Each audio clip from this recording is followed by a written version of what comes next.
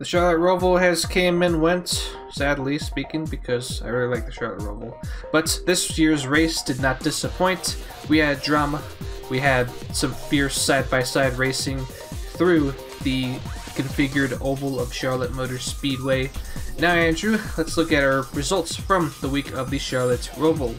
You know, from the results of the past weekend at the Charlotte Roval, I would say it was a pretty good day. For me, I really didn't have the best of days. I threw in Truex, I threw in Kurt Busch, and I threw in, I would say, one William Byron and I think Bell.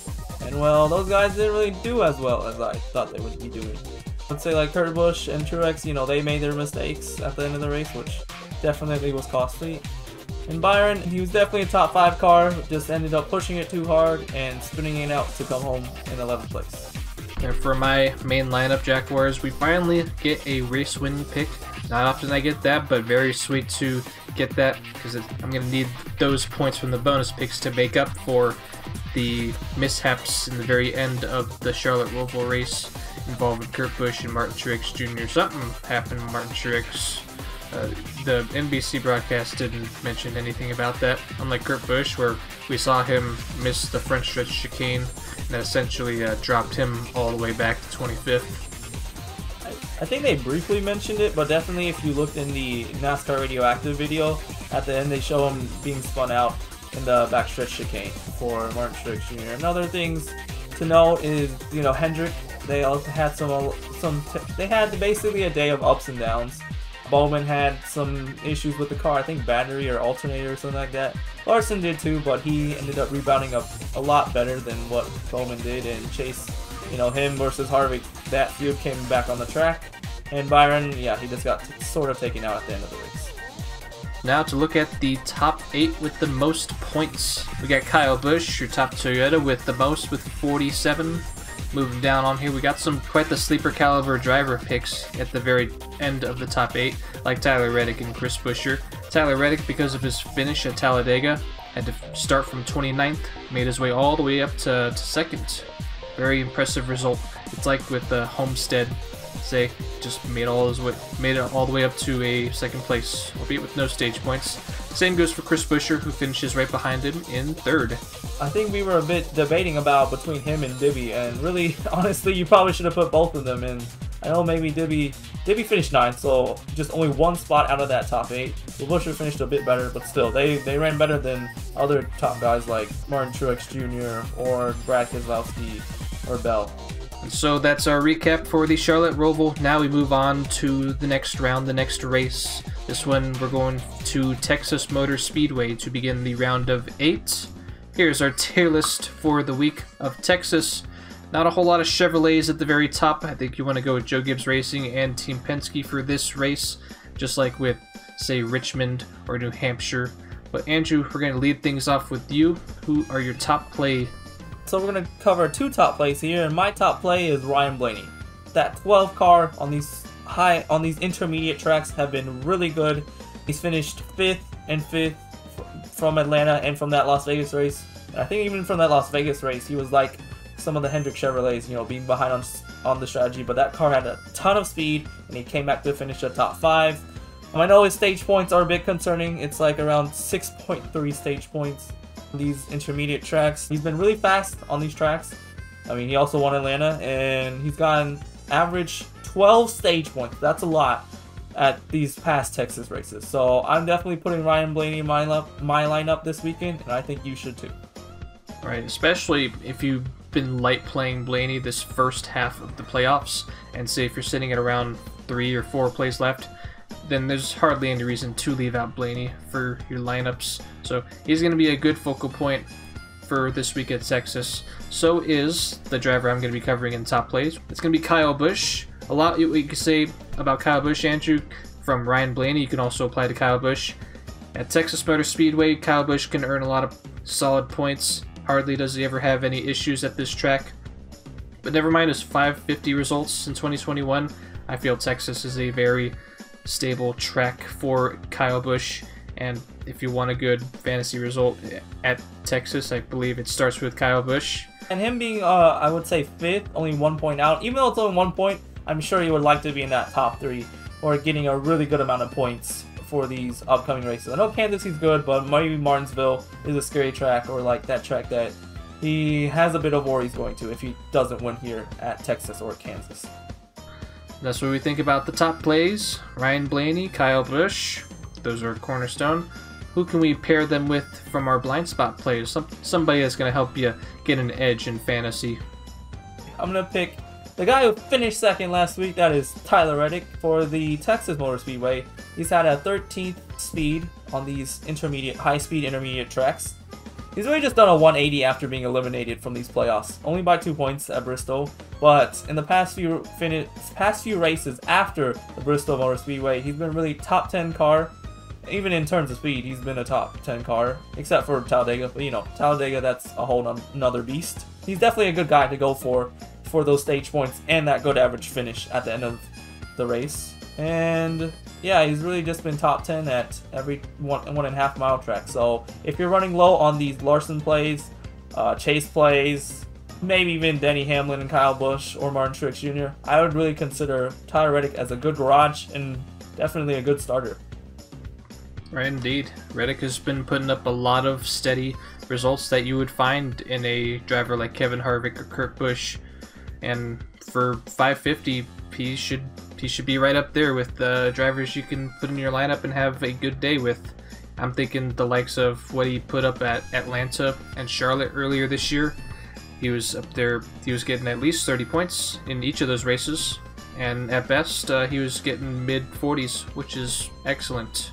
And something you would absolutely like to have in your lineup for the week. Now we're going to move over to the long shot plays. Some more non-playoff drivers, some of them, except for Christopher Bell, didn't even make the round of 16. But in this group, I'll cover Chris Buescher.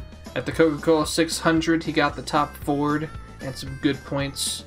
But in most of the 550 races this year, it's been at least a top 15 for Chris Buescher. And the fact that Chris Buescher is coming off of 2 back-to-back top 10 finishes at Talladega and the Charlotte Roval, he's on a big momentum swing. And if you're looking for the wildest curveball to add to your lineup, that's not, say, Tyler Reddick, Kurt Busch, Austin Dillon, or even Matt DiBenedetto, then you have Chris Buescher. I think really he's going to be a target for those playing a non-Chevy lineup like me and Jackuwarz are. And then I think I'd like to put out like another blind spot, but you know, Bubba Wallace, he's been finishing 14, 14, 16. So really, I would think him and Buescher have really run a top 15 races, have run really good, you know, top 15 for the kind of car they're in. And yeah, I would think they have enough speed to run decent here at Texas and these high-speed intermediate tracks. We can also throw Chase Briscoe in this conversation as well. He also has been putting together a few top 15, at the very least top 20 results in the last few races. And they're in their consideration about no Chevy this week. I'm going to cover the caution play for Texas Motor Speedway, and that will be the number 48 car of Alex Bowman. He finished top 10 at the Roval, but for these high-speed intermediate tracks, he really started the season out really well at these tracks. I would say he's been really a top 10 car at these tracks, and then somewhere in the middle, he's really just gotten offhand. I know Michigan is not one of those tracks that we like to compare to, but he was definitely really slow at that track. I mean, it still runs the same package as Texas, 550. Really, Las Vegas, he was only the 13th fastest car. So why really pick Bowman after, you know, those kinds of arguments? The thing is, his streak here at Texas, we think that he can continue that streak of being top 10 and really getting a good amount of stage points. I would say around like 5 to 8 at most for me. He's been 4th in the 1.5 milers. Another good thing about him and the Chevrolets is, especially Hendrick Motorsports, is he's really fast at these.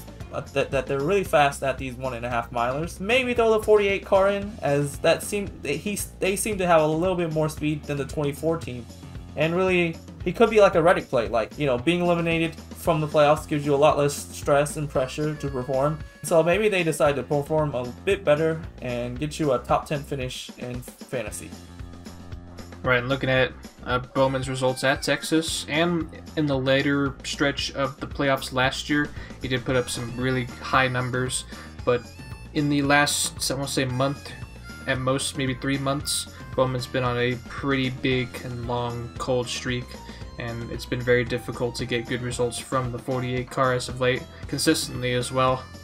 And the same can be, not really the same can be said about Kyle Larson. That's also in the caution plays. That's more because of usages. If you have one left, save it for Kansas. If you have multiple, then by all means go for Larson at Texas, but the idea you want to get with playing Kyle Larson with caution this week at Texas is the fact that this is the first race of the round, and Larson typically does better in the second, mostly the last race of the playoffs. He won Bristol and then the Charlotte Roval in their respective round finale races.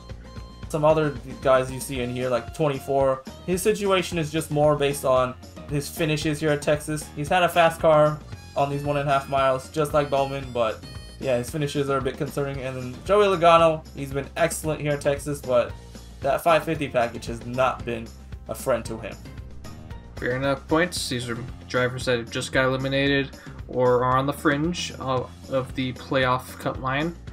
But now we're going to move over to the avoid plays. There's only one playoff driver in here. The rest have been terrible on 550 throughout the entire season, like Cole Custer, Michael McDowell, Ryan Newman, and Eric Almirola. But Chase Elliott, that's the more flashy driver in this group. This is mainly if you need to save Chase Elliott for tracks like Kansas, Martinsville, and even Phoenix.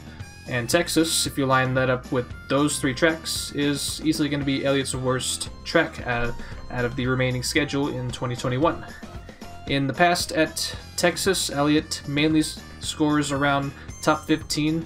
He hardly ever gets top 5 results. It's just one result like that. The bulk of it is outside the top 10. And really, the drivers that are going to be in that top 10 are not going to be like Chase Elliott or most of Hendrick Motorsports. They're going to be mainly either Team Penske or Joe Gibbs Racing. So in short, save Elliott for next week at the very least with Kansas, and then focus on the last few races left in the playoffs.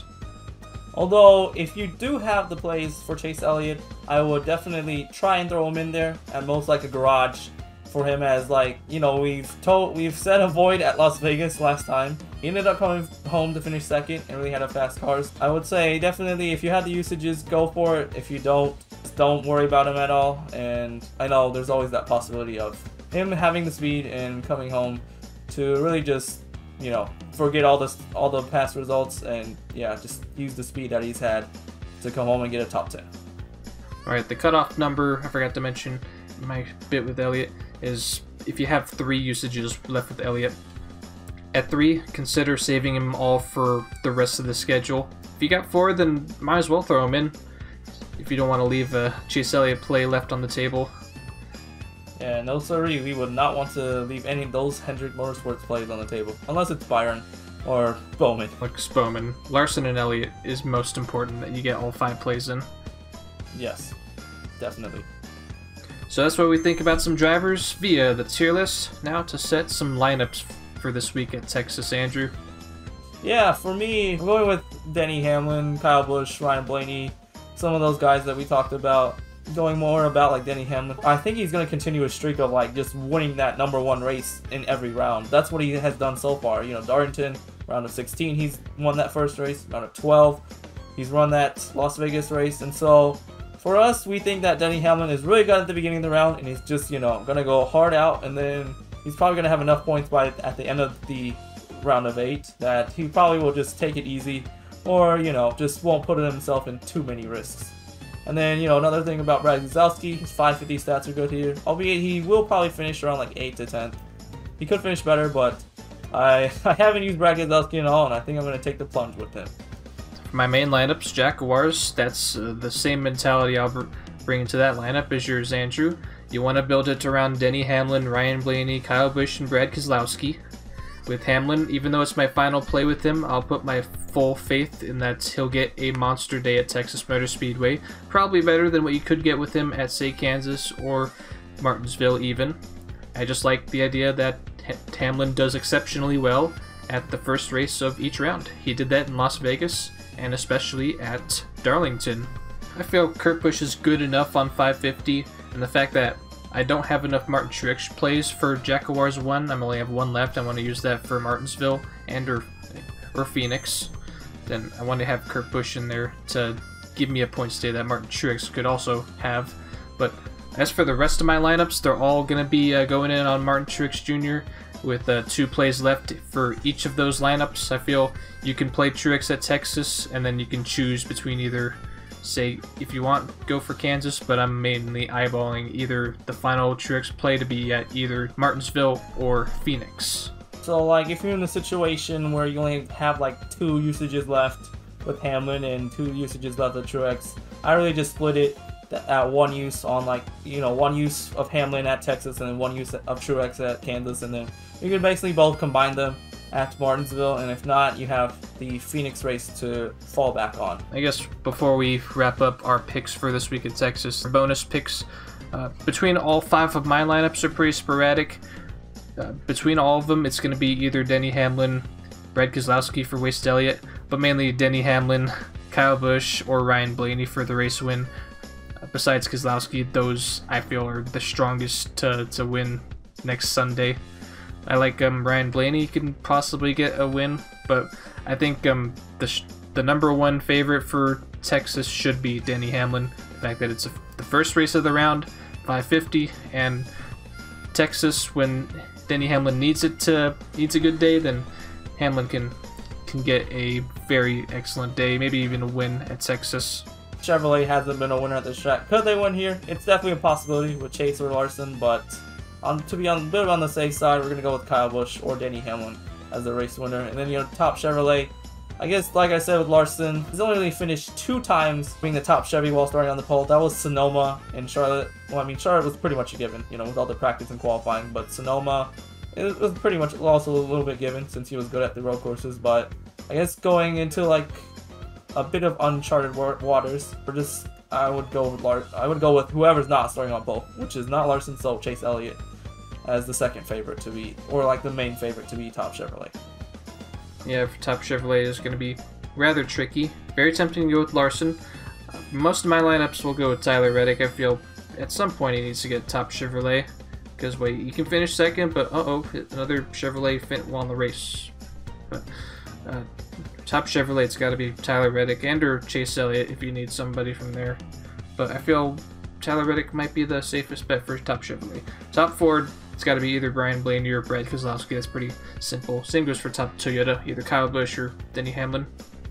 And now, that's been our picks, and with it being a new round of 8, now we have to pick 4 more drivers for the Playoff Grids Challenge to eliminate. So Andrew, we got 8 drivers, we got to cut it down by half. For both of us, we have like 3 similar picks, and they are Kyle Larson, Denny Hamlin, and Kyle Busch. You know, those 3 have just run really well. Whether it be like a 550 or a 750, they've just somehow figured out those kinds of tracks, and really they're top of the class. Let's look on the flip side, because we do have 3 similar drivers that will get eliminated and not advance to the championship for. Those being Joey Logano, Martin Truex Jr., and Brad Keselowski. Even though I think I like the idea that Brad Keselowski could sneak into the championship for, the fact that he's starting out this round minus 16 points to the cut line, and the fact that he's got some steep competition in this round might be too much for Keselowski to handle. Similar to Kevin Harvick in the round of 12. I think he's just going to get out-muscled. It's just going to be a war of attrition for this round, and I don't think Keselowski has the ammunition to get him through this round. It's really, for the battle for the last spot, there's only really 3 drivers it comes down to, like Martin Truex Jr., Blaney, and Chase Elliott for that last final spot. And really, I think I was watching a video where someone did like calculations on where, you know, the top 8 end up going into the round of 4. 6th and 8th place have never made it into the round of 4. So that would be Chase Elliott and Brad Keselowski. So maybe Chase can break it, but Brad Keselowski, it's not looking so good for you, bud. I was going to mention, similar case can be made for Martin Truex Jr., but everything I said about Brad Keselowski. He does have more points than Keselowski. In fact, he's above the cut line, but I feel lining up the tracks and the drivers he's going up against, I feel he might get out-muscled as well. He can run top 10, but in this round of 8, if you want to make it to the championship 4, I feel you have to run top 3, borderline, you're in must-win territory. Yeah, and for me, I think another reason why I didn't start Truex in fantasy was every time I would start him on these 550 tracks, it would just have a bad outing for me. Maybe that's just me, but like, you know, like you see like Michigan or Charlotte, the Coke 600, it really didn't have good days or just, yeah, made mistakes. So just the key thing for Martin Truex Jr. and that team is to just limit as much mistakes as you can. Yeah, control what you can do and just don't worry about the rest of the field. But those are all the common picks that we have, those 6 drivers. But now we have a little difference here, Andrew. One of us has a different driver go into the championship 4 and get eliminated from the round of 8, and vice versa. So we'll kick off with who you think might go into the championship 4 differently. Yeah, for me, I think it's going to be Chase Elliott. Just like last year, he could definitely pull off that win at Martinsville. And if not, Kansas is also another favorite for him. I know, like we said, Texas, he doesn't have the best results here in the past, but I mean, he could definitely pull another Las Vegas this year where he just comes out of nowhere and finishes second. And that's all he really needs to just, you know, keep that points lead up or gain more points and really just, you know, keep earning them points, whether it be through the stages or just having good finishes. And I think he's really that consistent for the rest of the round. Right, there you go. And then for me, instead of Chase Elliott, we're going to have Ryan Blaney. The crazy thing to think about in 2021 between Elliott and Blaney is that Blaney has more race wins with 3 over Elliott's 2. Most times in the past, it's Elliott overwhelming Ryan Blaney with wins, but that's not the case in 2021. I do like the fact that in the round of 8, Blaney has a bit of an advantage over Chase Elliott with the 550 tracks, which Blaney runs better at. And then you have Martinsville as well. That is going to be a big equalizer between the two of Elliott and Blaney, and it's going to be quite a battle indeed to make it to the championship 4, which I feel it could be Ryan Blaney's time. He's been eliminated from the round of 8 and other rounds in playoffs enough, and why not at this time in this crossroads for Team Penske where Brad Keselowski is leaving and we need a new face for Team Penske, with Joey Logano being okay but not cut above the rest and joining the NASCAR elites like Larson or Hamlin. I feel Ryan Blaney should give himself a championship 4 and a potent presence in the Cup Series yet to come. Yeah, another thing to mention about my pick is, like, maybe I did pick a riskier pick, just based on like what's happened in the past few weeks, you know, with the Chase and Harvick thing. I feel like it's over, but you know, you never know. Maybe the Chase and Harvick does spill over into the rest of the playoffs, but I hope it doesn't. And really, they just, you know, I think they've really figured out their differences after the Roval. But you never know. Right, if all that gets cleaned up with Chase Elliott and he stays consistent, then I like the idea that Chase Elliott can return to the championship 4. Like some early predictions, like say back at Sonoma, it would be a championship battle between Joe Gibbs Racing and Hendrick Motorsports. That holds true, then we'll get exactly just that. Yeah, and I definitely like how you picked Blaney, as, you know, he's been in the top 4 and really he's just been showing that tough grit and, you know, hard work to really get himself into the position that he is in right now. So that's what we think about our lineups for this week at Texas, as well as the results from the round of 8. The Auto Trader EcoPart Automotive 500 from Texas Motor Speedway will kick off Sunday, October 17th at 11 a.m. Pacific Standard Time. That's 2 p.m. Eastern Standard for East Coast watchers. The next race after Texas is at Kansas on October the 24th. Another 1.5 mile track, 550 horsepowers. Yeah, and so I hope everyone has a good weekend in fantasy. Hopefully the issues of weather from last year don't come back on us this week, and hopefully we can get the race in either on Sunday, and yeah, we'll get ready for next week at Kansas Motor Speedway.